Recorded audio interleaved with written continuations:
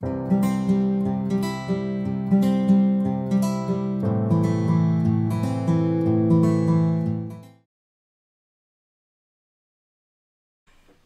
谁想要第一个发言呢、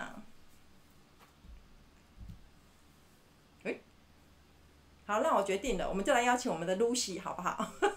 今日的寿星来讲两句话。突然间在这边听到生日快乐歌，什么感觉？那接下来讲完了之后，就由你先来跟君妍这边做交流，好吗？我要问，因为我不是从小就是在童军圈长大，然后我是陪着小孩一起长大，从小狼开始。那因为我的小孩还没有到罗浮，所以就是我也不知道罗浮的生活是什么，所以我超好奇的。然后而且就是我很想问说，像你们去参加世界罗浮大会，像我们这个这么资深的年轻人可以参加吗？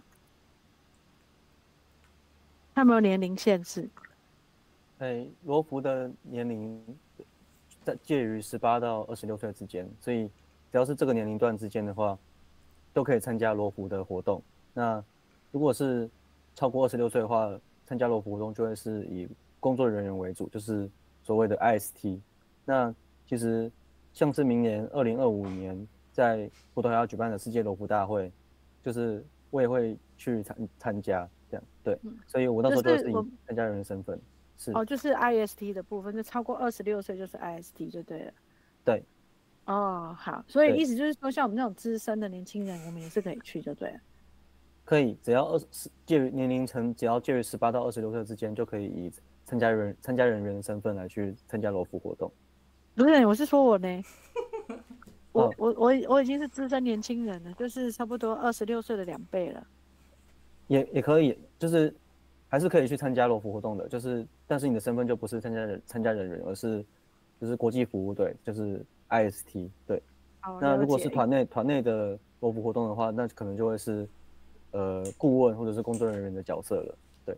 OK， 了解。因为我觉得就是罗浮活动对我来说是非常非常就是神秘的，因为我从来没有参加过，而且我觉得罗浮的活动跟就是一般的童军行役是很不同，截然不同的，所以我也很希望有机会可以去挑战一下，因为看起来就是真的是要克服自己的那一关，真的有一点就是难度哦。我觉得就是我刚听到你参加那个叫做是高考吗？是罗浮的考验吗？我觉得罗浮的考验我应该过不了，太可怕了。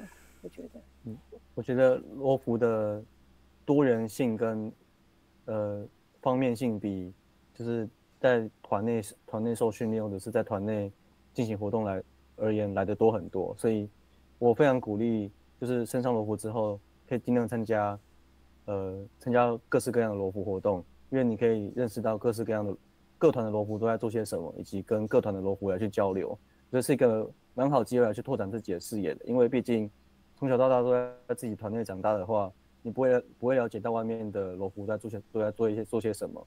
那参加这些活动可以帮助你，对于罗浮活动有更进一步的认识，以及对于你自己可能未来生涯规划可能也会有所帮助。至少对我来说是这样，就参加童军到现在对我来说，尤其是罗浮阶段，对我的生涯来说是蛮有帮助的。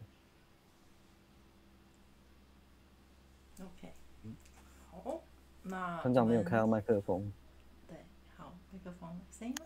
好，不好意思，我说之后我可不可以有个不请之请？希望你们以后有个机会帮我们资深年轻人开一下罗浮的考验营不，就是一般的营队，可以吗？因为例如说我们从来没有体验过什么叫做罗浮，你知道吗？就是他们说罗浮是自己划自己的船，对不对？我们不了解那个自己划自己船的感觉是什么，因为小时候没有经过这一段，所以不知道有没有机会未来为资深罗浮就是开一个类似像是营队，然后让我们资深年轻人有机会参加，就超过26岁的年轻人有机会参加这样子。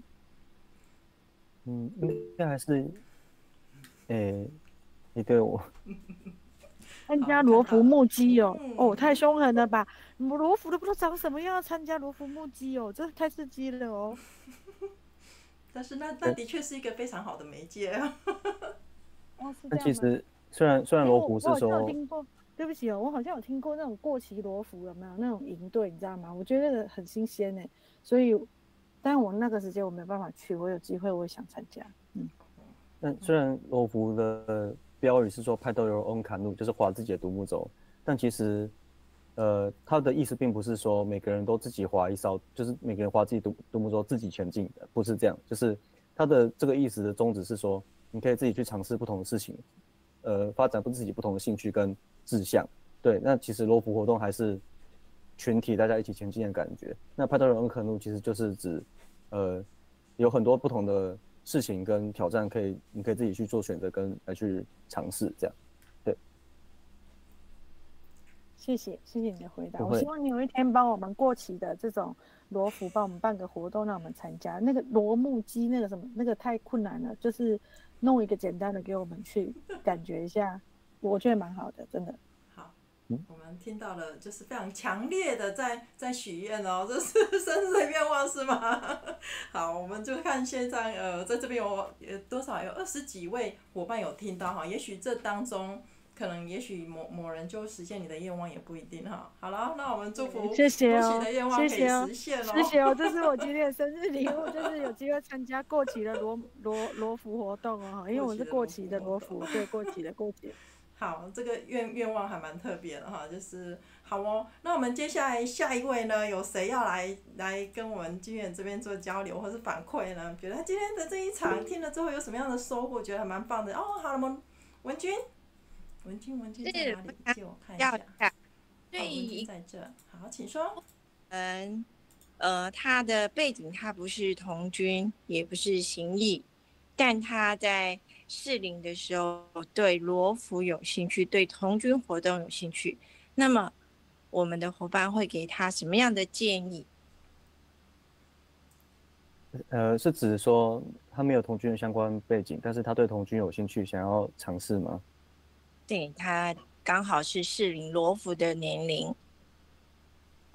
好，因为其实我现在读的这个科系里面，也有不少的同学、学长、学弟妹，都是之前没有童军经验，但是到了这个阶段，想要尝试看看罗浮活动、童军活动是什么，所以我觉得可以试着参加看看。如果学校有社团的话，就可以试着先拿去参加看看，就是先有个小小的尝试，那可以先看看自己适不适合，或者是自己喜不喜欢。对，那如果完了。就是如果这对童军真的有很大兴趣的话，可以找其实全台湾有很多的罗浮群，就是如果有全国性的罗浮活动的话，都可以去洽询或询问来去询问说，就是有没有机会可以来去参与。我觉得这都是一个接触到童军蛮好的机会。对，好，谢谢你。好，谢谢文君的提问哦。那我们接下来有哪位想要优先来跟我们军员交流的呢？先这样看不到大家哈。好，那谁要那个优先来？哆来咪发嗦，1、2、3、4，好，没有人，那我留在线上的人，原则上在这边我们都会让留在线上的人有机会跟我们讲师交流哈，所以我要来第一个先来照顺序来，我们来邀请我们的郑玉前辈好吗？Hello， 郑玉前辈，你现在有在线上吗？嗨，你好。今天听了那个军年很丰富的这个介绍啊，可以说是心情起伏很大啊。那原因就是因为军年真的讲得太好了，虽然你说了好几次说你个人比较内向，比较不善交际啊，以这么好的口才啊，我大概用几个片语来形容你今天的可以算是演讲啊。第一个，你图文并茂；第二个，口热弦和啊；第三个，你透视表里；第四个，你见树见林啊；第五个，你是台日对比啊。那这么好的一个穿透力来解释一些罗浮的特色、活动的特色，一直到日本办这一次的一个MOOT的一个活动的内容啊，真的是不简单。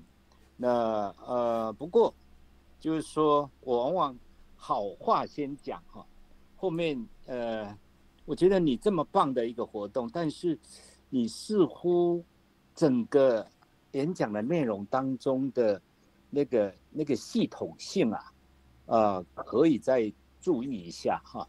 比如说你有秀出一张整个在日本6天的那个日程表，那你的活动如果能够按照日程表来说下来的话那可能你也可以了解到这个日程表的设计大概它是怎么样，从刚开始破冰到最后等等等等这些事情，你可以在脑筋里面再转一圈再来第二个那个立木县日光东照宫，它是非常有意义的一个德川家康的一个，可以说它背后的一个建造的一个具有中国具有当然那是明朝了宋明德川家康建立政权之后他用了很多宋明理学的概念，当然它里面你提到3元那是伦理的3句话那这些部分不晓得当时候你们在参观的人有没有去注意到，其实那个东照宫有很丰富的内容再加上你提到日本的这个禅那这个禅的活动它可以说是一个具有很深层次的让罗浮童军重新再去反省到我们的活动跟一般的童军跟行义的童军有什么不同。我觉得他们的设计是有那个深层文化的部分的那我想我很愿意多听年轻人的意见所以我废话比较多一点，就到此，谢谢。好，谢谢团长。好，我们谢谢郑玉教授我们的前秘书长给我们这么珍贵的那个就是反馈，好，谢谢哦。那我们接下来邀请下一位，我们下一位谁要来那个？好，我一样就是照顺序好了我们接下来邀请信娟好吗 ？Hello， 信娟团长你好。大家好，志英团长好，还有Lucy 好，还有那个君元好。今天听了君元的分享，觉得那个很开心，就是知道说其实童军的过程，除了童军行义之外，在上到罗浮之后，原来也可以这么有趣。那像刚刚在分享的时候，我就觉得很好奇说，高考的时候也有生火的活动。那现在罗浮也有生火的活动，可不可以请君元稍微说一下罗浮的生火跟高级考验营下的那个生火到底有什么样的差异？好，基本上我先讲一下那个萤火好了。萤火的话基本上是每个童军活动都会必定有的一个活动跟行程。那对于考验来说的话，高考营的生火是只有在你的就是技能层面上，但是到了罗浮之后，生火这个过程就会变成我们在罗浮有一个名称叫做守静，就是你们必须升起一盆火，面对这个火，然后透过这盆火，在这个环境下，然后来去跟自己来去做对话。所以我觉得这2个是蛮大的一个差别的，就是童军行义的生火可能是考验，可能是活动，那它可能就只是一个考验的过程，就是考验的技能的熟悉度、熟练度。但是到了罗浮，生火通常都会运用在守静这个过程中，就是每个罗浮都会升起自己的一盆火，然后面对这盆火来去跟自己有个对话，或者是来去思考你对于罗浮的未来的一些展望，或者是期许，或者是对自己未来有哪些期待。然后再来裸考的生火又不太一样，裸考的生火就是它也有考验，但是就是守静也是有的，所以就是考验跟守静2个是不同层面的东西，对。所以像我刚刚有说到的那个生火断绳，那个就是考验，就是考验你的那个技能的熟悉度、熟练度，然后还有你当时的一个心态转变的过程嘛。那我刚就是分享时候有讲到这部分，然后另外一个就是守静，就是他会把你全部的罗浮就是打散到一个场地里面，一个野外环境里面，然后每个人距离都很远，听不到声音，也不会听到别人讲话，所以就是一个非常安静的环境下，你必须把自己的面前的那一盆火升起来，然后来去跟自己对话，以及思考一下自己的，沉淀一下自己的心情，然后是否询问自己一些问题，询问自己是否已经准备好进入到罗浮的下一个阶段。那在这个过程中，你的顾问们也会走过来，发给你一张纸条，然后上面有一些问题来去跟你来去供你思考。那这个上面是什么问题，我可能就不太透露，因为我觉得这是一个那个就是算是一个神秘感吧，因为对于罗浮来说，走进的过程是很重要的，对。然后他们会来询问来说，你是否已经对于这些问题，你心里是否已经有个答案？那你是否已经准备好踏入罗浮的下一个阶段？对，那你准备好之后，那顾问就会带着你一起进入到一个场地里面来去做相关的宣誓活动。对，大概是这样。谢谢。了解，谢谢君元说明。那另外再请问另外一个问题，就是我看你的活动其实非常的多彩多姿，那甚至在 LNT 这一块，你其实也有那个进展。事实上我之前也上过您上的课 ，LNT 的课。那想请问一下，像你在学习的过程中是怎么样拨出这样子的时间去做那些，就是接受那样的训练？其实就是第一部分当然就是要先把就是学校那件事情先处理好，就是毕竟学校那边事情还是不能落下。那再就是因为毕竟现在越来越上了大学之后，就越来越多必须参与外面活动的机会，那就必须跟自己的母团就是团内来去沟通说，某些活动我可能就没办法回去参与，那我必须去参与这些团内外的活动。那取而代之的是，我可以将我这些参与外面的活动的经验来去带回到团内来去跟大家分享，以及做一个传承的过程。那对于这个时间的安排，就是像我刚刚说的，就是团内跟团外的活动必须要有个取舍。就是对于你来说，比如说可能团内可能有什么春季训练啊，或者是白浪营等等之类的，你可能团长可能会想要你回去服务，或者是来去反哺。当然反哺是一定要的，但是你在反哺的，就是过程中，你也可以思考来是说，如果反哺或者是去参加外面的活动，哪一个重量，就是哪一个比重对你来说会比较重的话，你可以去选择，你可以来去选择说来去参加哪个活动对你来说比较有意义，这样。对，那当然参加外面活动就会有所收获，那就是你可以将外面的你参与活动的经验来去带回到团内。对，谢谢。了解，谢谢君远。不会。好，我们谢谢信坚团长的提问哦。那我们接下来邀请，好，我们的顺位是郑小芬团长。小芬团长，麻烦你哦。各位团长好。你好。其实是这样哈，就是因为军元从小到大以及他参加活动的过程，我大概跟他讨论，跟他分享，我其实也经历了很多啦哈，所以刚刚他提到的这些问题哈，我大概就也不耽误大家时间，但我其实比较想要问的哈，想要问的是，其实军元同时有参加学校团，好，就是师大的罗浮群，还有就是自己的三风团是社区团，那也同时担任就是可能群长跟社长这样的角色。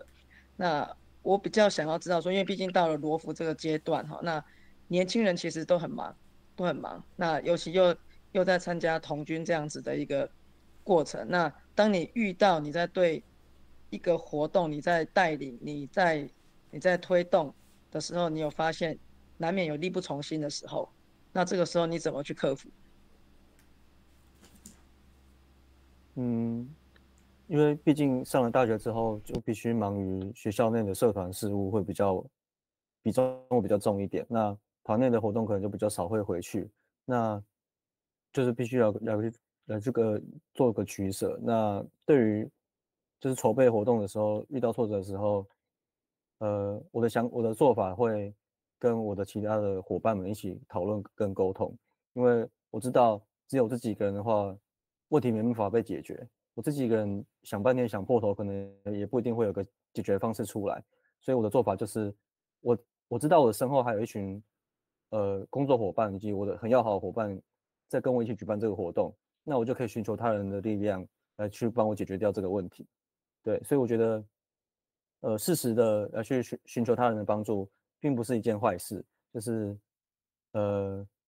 如果所有事情都往自己的肩上扛的话，总有一天会承受不住。对，所以，在我目前就是兼任社长以来之后，我对于这一点有一个蛮深刻的体悟，就是事情不是都是有办法自己一个人解决的。那对于站在社长这个职位来说，虽然你是这个社团的代表人物，但是其实你的身旁还有很多人可以提供给你协助来去帮助你成长。对，以上，谢谢。谢谢。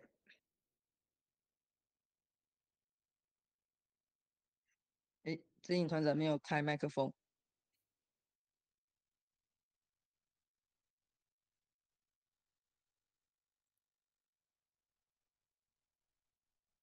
志颖团长没有开麦克风。Sorry， 不好意思，我的声音没出来哈。好，我们谢谢小芬团长，在这边给予的支持哈，就是谢谢他的那个提问。好，那接下来其实我简单跟大家介绍一下，小芬呢是我们军演非常重要，从小到大的一个很重要的一个支持的部分哈。那是军演的妈妈哟。那我们非常感谢她，因为有她，所以有军演今天有这样子的这么好的内容来跟大家做分享。好，我们谢谢小芬团长。谢谢团长。好，那我们下一位，我们要邀请谁呢？我们来邀请子婷好吗 ？Hello， 子婷。团长好，学长好。我想问那个，就是关于那个明年罗浮大露营，那个世界罗浮大露营，然后有什么是现在建议可以准备的吗？我觉得可以先进行一些行程上的规划，因为其实对于世界罗浮大会一些资讯，活动历程可能活动什么的，可能活动流程什么的，可能都还不是那么的明了，所以我觉得可以先准备好自己，包括体力上的训练，以及你会前会后以及交通上面的安排，以及你可能在那边待几天，你的交通住宿以及那些要怎么安排，那你的行程上面的规划，以及我刚刚有提到体力，因为就我所听到的，之前有人分享过的世界罗浮大会的经验的话，对，或者是欧洲区罗浮大会的经验的话，体力是一个蛮重要的，因为好像每天都会有大量的行走，所以锻炼体力蛮重要的。然后再来就是我刚刚有提到的行程上面的规划，因为你在那边可能不只会待就是迎新那几天而已，你可能会去会前或会后旅游，那几天的行程跟你的交通住宿安排要怎么去安排，这是一个也算是一种训练，我觉得就是对于自己的行程的掌握度，以及对自己的那几天的活动的安排，这样，对，大概是这样。谢谢学长，好，我知道了，谢谢。好，谢谢苏子婷哈，她今年就是那个，这是算是这什么甄试吗？今年也上了，将当那个军演的学妹哦，我们恭喜子婷哈。那我们接下来邀请，高晓德团长，邀请您，请。大家好，班好。我没什么问题啦，不过看那个军研伙伴那个分享的那个罗浮的活动啊，非常有趣啊。那我想要问一下的，比较好奇就是那个军研伙伴那个，童军活动参加童军活动，你在你的生活占比的比例大概多少？然后会不会说影响你的学业会有帮助，或是有影响到这样？好，那目前因为我现在接任社长的部分，所以其实童军占我生活还蛮重的，尤其是明年1月又有一个要筹办的活动，所以目前童军占在我生活里面大概可能有个6-7成左右，其实是比重我觉得算是蛮重的。那这个要怎么来去跟课业来去做个平衡，或者是有没有影响？我觉得影响是一定有，因为毕竟我可能平常上课结束之后，晚上我回到家，我还要再跟社团的干部们开会，那以及营队筹办的一些事情都必须来去做开会来去做决定，所以影响是一定有。那我觉得我能做的就是想办法兼顾两边。那要怎么兼顾两边的话，就是童军社那边、童军团那边，我可以请别的伙伴一起帮忙我完成这件事、解决这件事。那流程的一些事情、一些细节，不一定要我自己来，就是我可以请大家一起帮忙，一起完成。那学校的课业的话，我就只能就是尽量自己想办法来去在时限内完成，然后才有办法空出时间来去处理童军这块的事情。对，大概是这样。谢谢团长。好，那我们谢谢高小的团长的提问哦。那我下一位，其实我想要邀请的是我们的新佑。好，为什么要邀请新佑哈？这时候因为刚才其实提到了叫做是我们如何把童军的占比，既然是在学生的这个生涯这个过程当中，这个时期那么高的一个比例哈，那怎么去兼顾课业？那新佑呢，他是一个过来人哈，好，我们先来恭喜一下新佑好了。他新佑今年他那个上了我们的成大航太，好 ，OK 好，那这个时候呢，我们就来请新佑分享一下你的历程哈。那其实新佑也是这个过程当中也是在童军占比非常高，来新佑，要请来分享一下你的过程，你怎么去安排，给一些你的意见，你的经验给我们的军人，给大家参考，请。哇，不好意思讲，因为今天是给军人的时间，是军人的时间。对啊，像我觉得关于成绩课业嘛，我觉得就是条列是规划好，然后想清楚，那自己如果觉得这么做对的话，那就去执行吧。对，我觉得是这样啊，因为毕竟每个科系都会有不一样的地方，或者是那个比较复杂的地方。那我觉得这都是每一位大学罗浮都要面对的课题。所以对我来讲，我就是把它按照有一个法则，我忘记它名称，它就是重要跟急迫的，就是去分类，分4等份，然后去看哪些对你来讲是重要，然后又是最急迫，那就去执行这样。对，那当然大学罗浮嘛，我跟军员的那个遇到的状况其实差不多，就是现在参加的童军的状况差不多，也是一样，有参加学校团，也有复试团。参加复试团就是母团，那我觉得就是两边均衡就是算是我们身为大学罗浮的一个很重要的课题，这样。对，但我现在回头去看，我从大一、大二、大三，我觉得走过这个路很辛苦，但是至少我觉得我不愧对自己，这样就是至少走的这每一步都对自己来说都是蛮值得的。而且也在两边之间取到一个好的平衡，这样。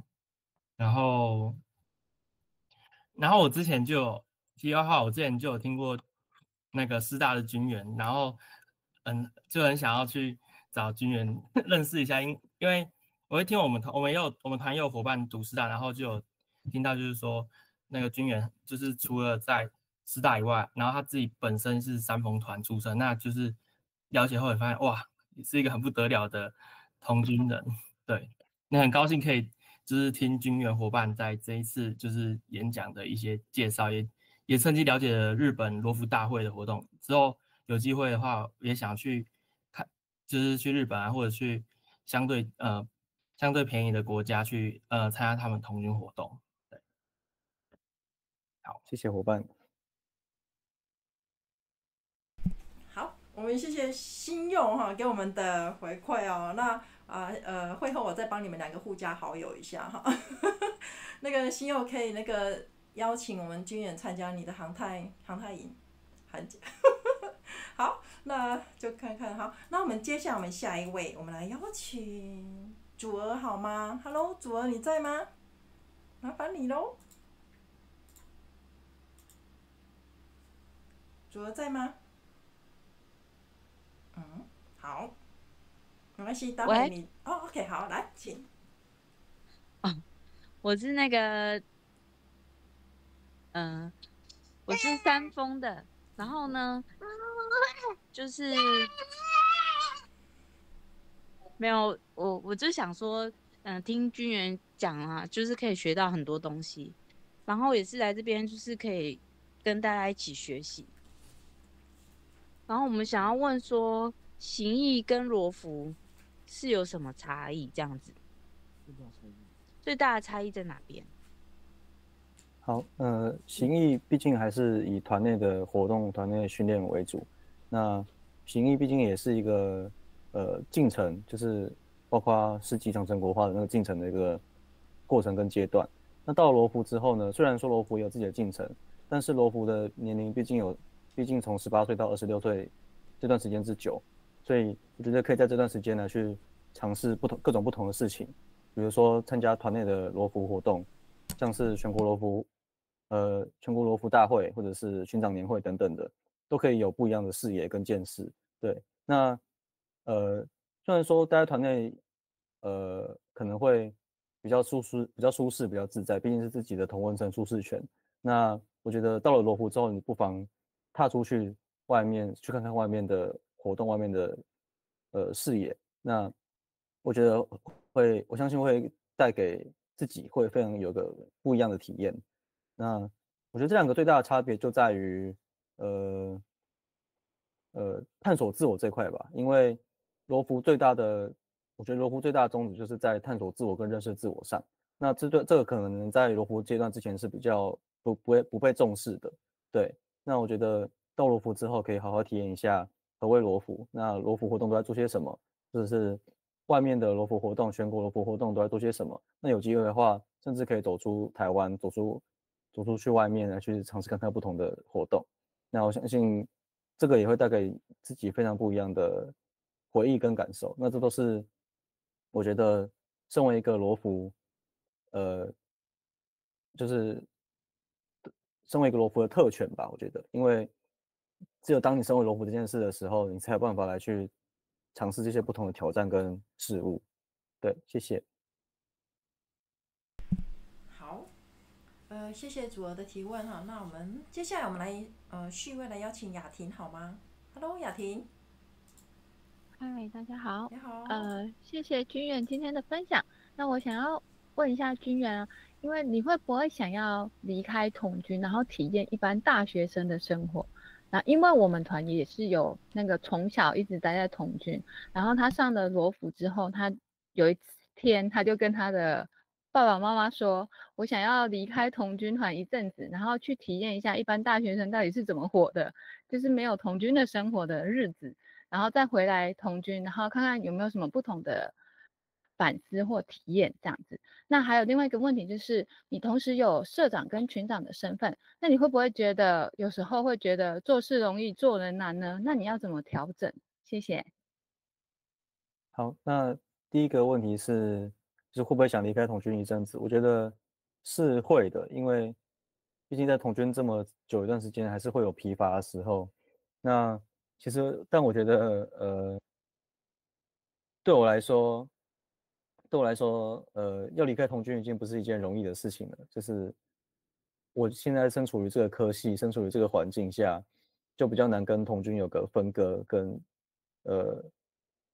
就是比较难有一个明显的分割线。那其实我有被建议过说，要不要尝试看看一个暑假或一个寒假，就是都不要参与童军事务，就是把时间留给自己，会不会有什么体验跟事物？那其实这部分我有在做一个规划，对，就是未来的明年的或者未来的寒暑假，我可能会有一个寒假或一个暑假，就是就是不会接任何的外务或者是童军的一些事情，就是把时间留给自己。然后我也想看看，就是自己会有什么样的感受跟体悟，就是对于离开童军这一块，对于自己会不会有更多一层的认识。那再第二个问题是，群长和社长会不会有做人难的时候？我觉得当然会，因为毕竟群长面对自己团的，还有社长面对外团，就是也是自己另外一个身份的时候，这两个真的还蛮难去定义跟取舍的，因为就是站在这个职位上就必须去面临到这个挑战。那我能做的就是尽量的去取得，就是干部之间以及干部以及团员之间的平衡。那因为我所希望的童军团，就是不管是社也好，童军社也好，还是团也好，我希望的氛围并不是群长干部们以及团员的那种上对下的关系。我所希望的是大家在同一个地位、同一个水平上来去进行活动。我不希望有所谓的群长或社长就一定比较厉害的意思，我觉得没有。群长跟社长只是一个，我觉得只是算是一个精神象征，然后他是带领这个群体来去前进的一个角色，他并不是一个什么多高大上的职位，他就只是一个精神象征，然后来去做为这个团或者是为这个社团来去做决定的一个角色。所以我所希望的氛围是大家站在一起前进，而不是只是一个人带着大家前进，而是大家一起前进。那对于伙伴关系之间呢，我当然是希望能融洽就好，但是前提就是必须达到我刚刚说的，不希望群长或者是干部们跟团员之间有上下对立之间的隔阂。对，大概是这样，不知道有没有回答到团长的问题？谢谢军员，谢谢。谢谢团长。好，我们谢谢雅婷的提问哦。那我们下一位，我们来邀请，等一下哦。好，突然间这样子，我会全部都看一下，稍等我一下。我们来邀请雅蛋好吗 ？Hello， 雅蛋，你有在吗？在。好，请哦。好，各位团长好，军人伙伴好，我也是罗浮伙伴之一。然后想请问的是，可能在大学以前，可能都会有团长告诉我们说，这时段你可能要做什么事，你要准备什么事，或者是最近有什么活动可以参加，有哪些训练可以参加这样。但是到了大学罗浮这个阶段，就没有这个角色可以告诉我们罗浮有什么活动之类，就是要怎么去接收关于罗浮方面的资讯。以上。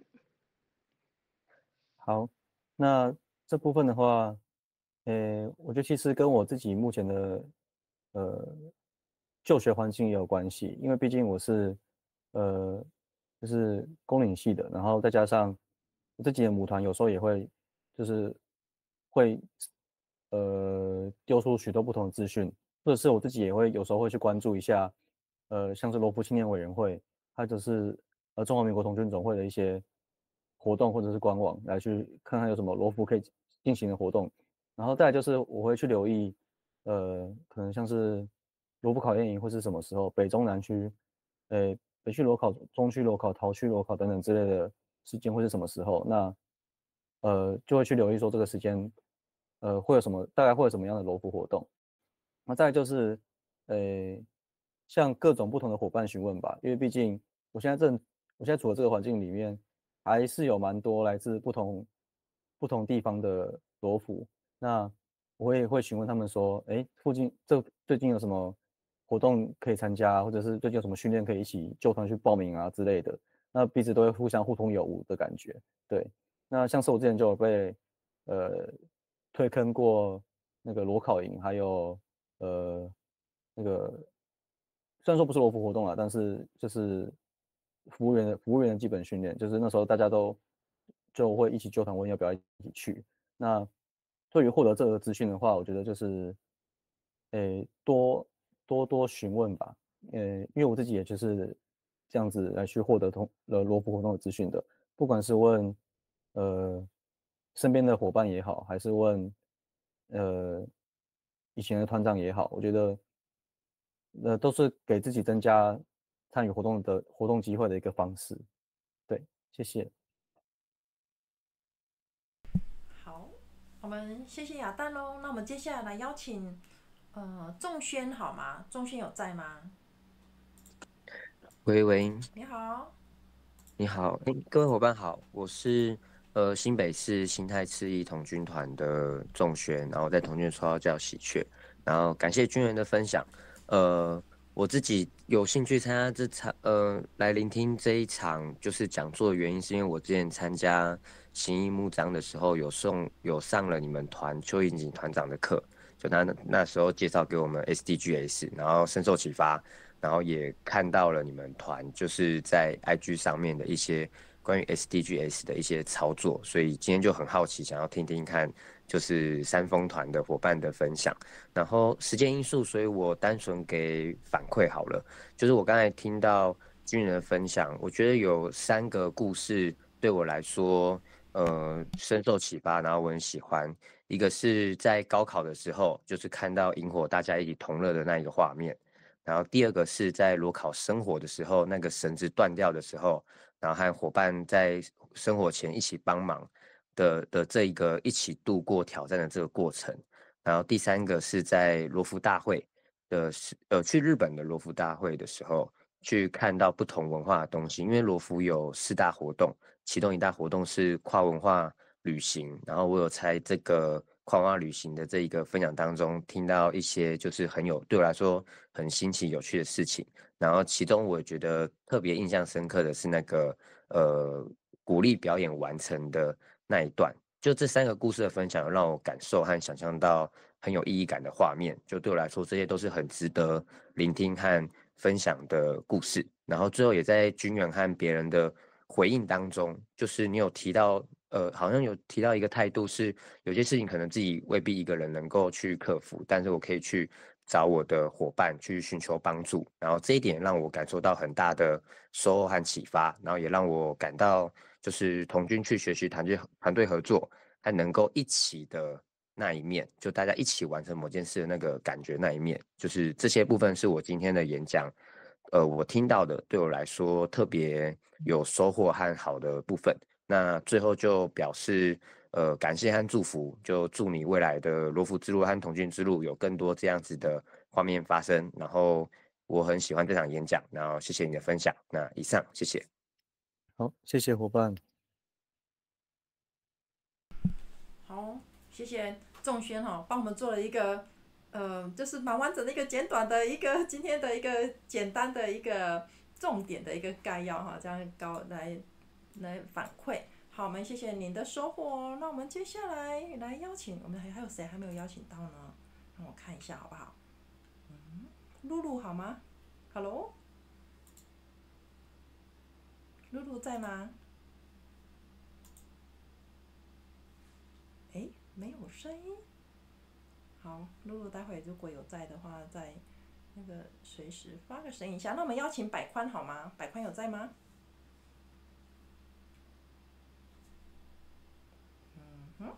好，那我们邀请天佑好吗？天佑在吗？天佑。大家好，各位伙伴，大家好。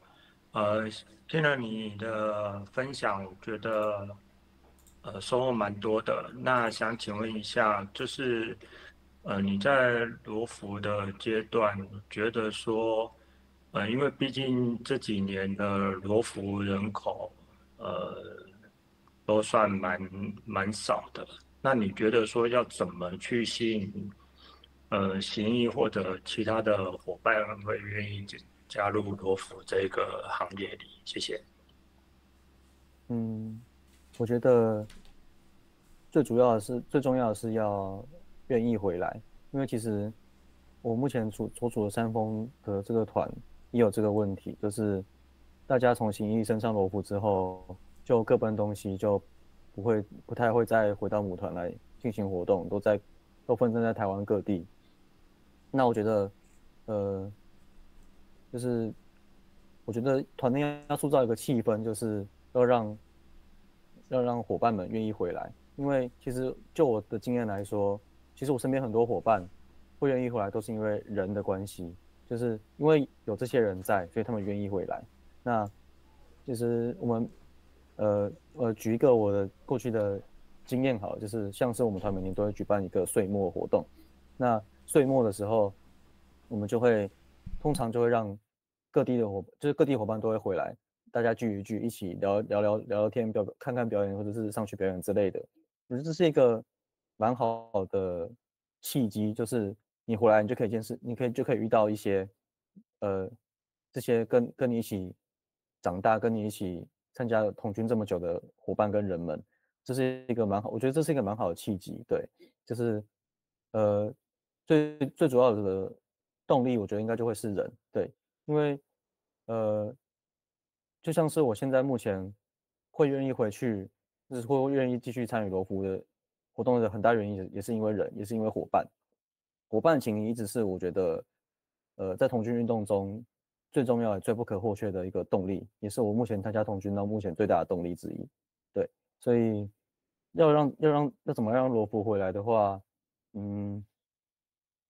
我觉得就是我觉得可以互相鼓励，互相就是有点像是纠团的感觉，就是就互相可能彼此问一下说，定期问一下说，我们团快到年底了，我们要不要回去聚一聚啊？或者是找个时间大家一起聚一聚，那就可以趁机跟大家说一下哦，下次可能有什么活动，大家要不要一起去报名参加？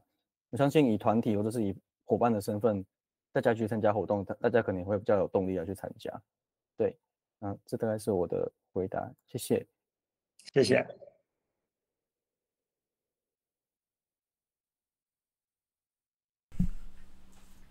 好，我们谢谢听友团长这边的反馈哦。那我们接下来邀请智博团长好吗 ？Hello， 智博团长你好。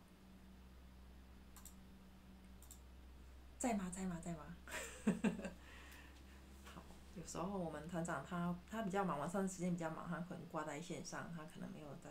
好，现在那我们这边还有谁还没有发言到呢？露露呢？露露现在有方便了吗？3、2、1，哦，好哦。那我们看样子今天在线上应该伙伴还有没有谁就是有重要的？就是要在这时间点做提问的部分呢。哎呦，郑玉，好，前辈你好，请。不好意思啦，每次你都叫我前辈。是啊，我你就是我的前辈。年纪比较大一点的。那个，我再次的对军演的表达能力啊，真的是高度赞赏。那刚刚有好几位伙伴说是年龄的老青年哈，或者是说很想参加罗浮的活动。那不晓得军联可以再把罗浮活动归纳一下。我自己的归纳是这样子哈，就罗浮它基本上哈，就是过去没参加过童军的，到大学之后参加了，至少他要有童军的中级以上的技能啊，这是要训练啊。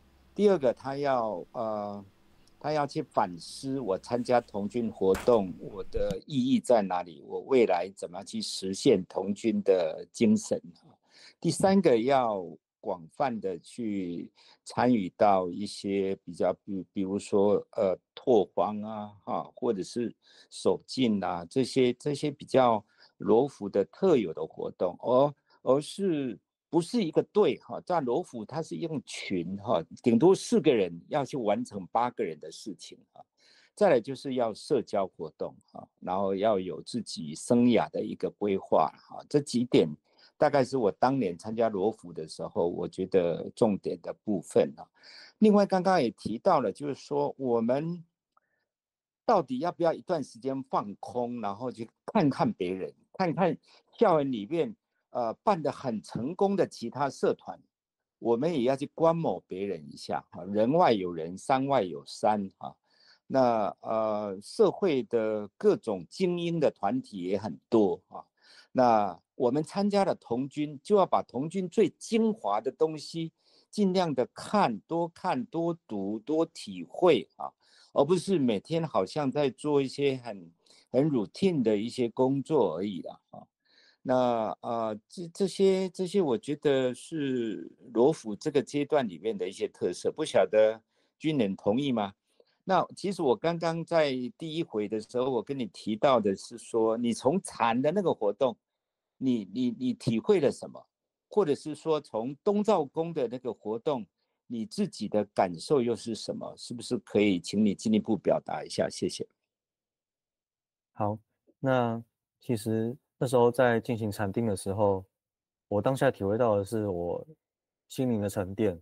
虽然说他当初就是那个和尚，就是他请我们要把脑袋放空，然后在当下进行冥想，但是我觉得在那个当下的环境下，我觉得什么都不想其实是蛮困难的。对于我们来说，就是在一个时间内把脑袋放空，什么都不想，其实是一个蛮困难的一个行为。对，所以那时候其实我就当下，我除了让心灵沉淀下来之外，其实当下想了非常多的事情，包括我那时候其实有在回顾了一下我目前为止的统军生涯经过了哪些事情，那还有我为什么来到日本罗浮大会这里，我的动机是什么，我在这里想获得什么，以及我在未来几天我想做到什么事情，然后另外的部分是东照宫。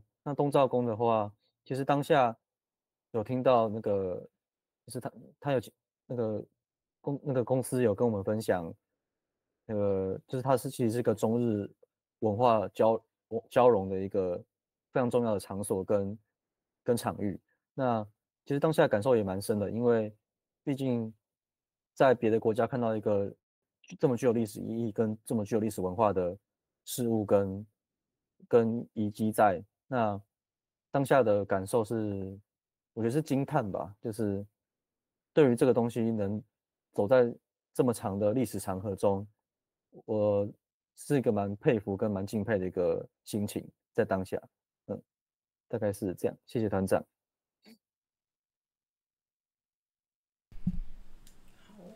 那我们谢谢郑玉前辈这边的提问哈，就是又让我们大家就是在这里有很多的收获，就是包括大家所有的人的提问跟军演这边的一个分享的部分。好，那非常感谢各位，今天我想这时间点应该是也都差不多了，应该没提问到的吧，各位有没有今天不痛快的部分？如果没有的话，今天我们就来一起来谢谢军演哦。好，郑玉前辈请。哦，麦克风要开吗？刚举手是吗？好，那显然应该可能是没有哈。好哦，那我们就是谢谢军演，我们谢谢大家今天的参与，这样子，感恩。那我们今天大家就早一点休息哦。军演今天表现真的是超棒的哈，带给大家无限的非常多的一个内容，我想其实很多的部分是大家很值得留着慢慢再去思考的哈，可能也许后续有什么样的一个部分想要反馈给军演，会想要跟这边交流的，那我这边备学院有一个留言的一个就是附个表单哈，各位可以借用那个表单，可以就是跟我们这边做交流。好，那我们谢谢各位，大家今天就早点休息了，军人辛苦了，这么多元的一个身份哈，就是他还是就是没有，就是我们在邀约的时候，他就是也是就这样子就接受了，真的是太了不起了。就是军演让自己也就是有一点时间可以让自己休息，好，感恩，谢谢大家，那大家早点休息，好，拜拜，后生可畏，好，太棒了，晚安。妈妈教的好，对，真的，我记得之前有一次，我第一次遇到了刘教练的时候，他就跟我讲，就是他最欣赏的一家人。他那时候讲的就是郑家，郑军演家，他觉得这一家的教育就是非常的了不起。那从他跟我讲那一句话的开始，我就开始在慢慢在观察这一家子到底是怎样的在哦，好，智博团长终于出现了，智博团长，请。不好意思啊，因为我刚刚开车在加油。没问题。然后刚好轮到我，所以说就没办法发言。我感觉听军员讲真的蛮不错，这不是第一次了哈。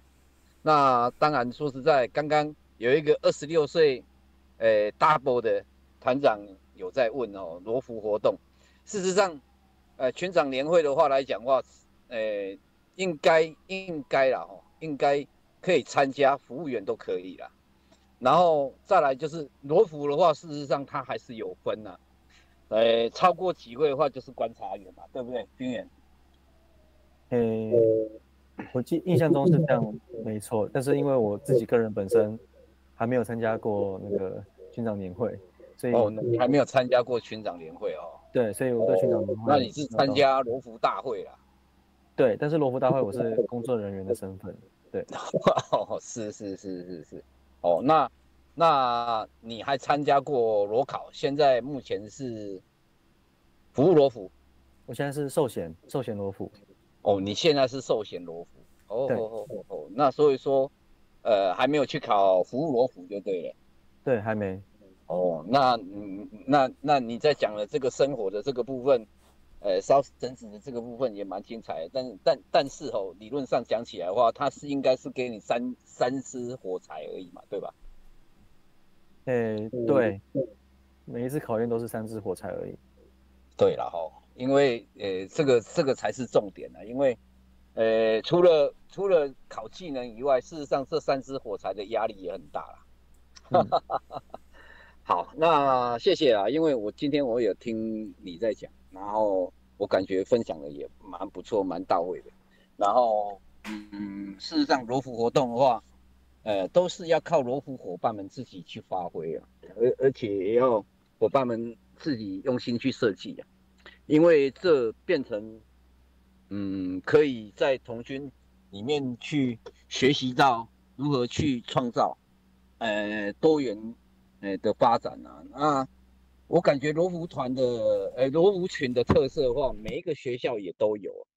那你们三峰罗浮群的特色在哪里？知道吗？三峰罗浮群吗？你刚刚也有讲到一些罗浮群，他们都有所谓的兴趣小组啊，等等我们三峰呢，特色，我觉得我们三峰，罗浮群特色就是大家都会回来反哺吧，就是还蛮愿意回来参加活动的，就是大家我们的罗浮群很喜欢跟我们的学弟妹分享经验，以及做一个传承。那也会把在外面的听到的所见所闻都带回团内来去跟大家分享。这样子。事实上这样子我觉得啦你像有一些罗浮的话，他们很喜欢登山，然后他们的罗浮说实在就会往登山方向去做，然后甚至还有一些他们很喜欢去做一些社服。那事实上罗浮他们才会有一个大家有一个向往的一个就是一个目标，然后去前进不错啦，因为说实在现在的年代跟过往的我们差很多，真的是差很多，而且你们现在想的可能说实在也跟我们以前的都有很大的差异。谢谢啦，因为说实在刚好加油的关系，不然我本来我在想说，可以提问你蛮多的，我希望你下次你再上来，然后我们再好好聊。OK， 谢谢。好，谢谢团长。今天就这样了，谢谢各位伙伴啊。谢谢团长。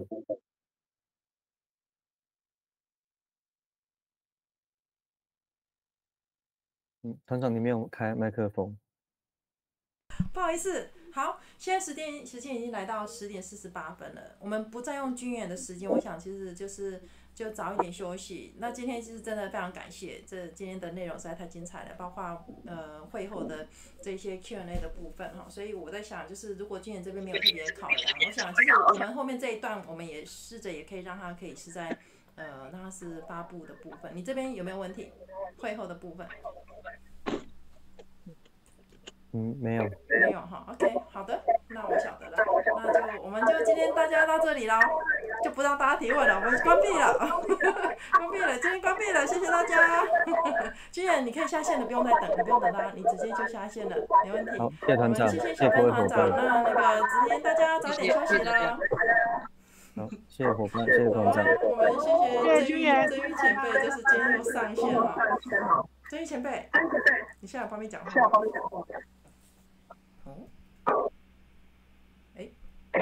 好，那可能我再私下跟我们前辈这边联系。好，大家早一点休息。寿星生日快乐！生日快乐！你现在人在哪里？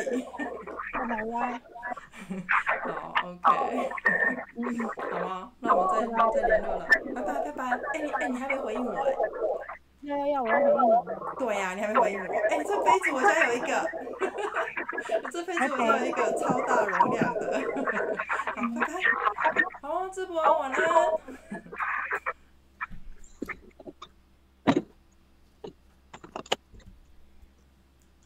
直播团长这边有什么要跟我这边反馈的吗？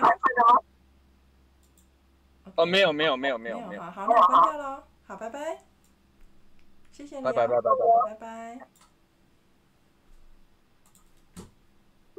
谢谢观赏贝学院讲座。喜欢请按赞、订阅、分享，请给我们鼓励及支持。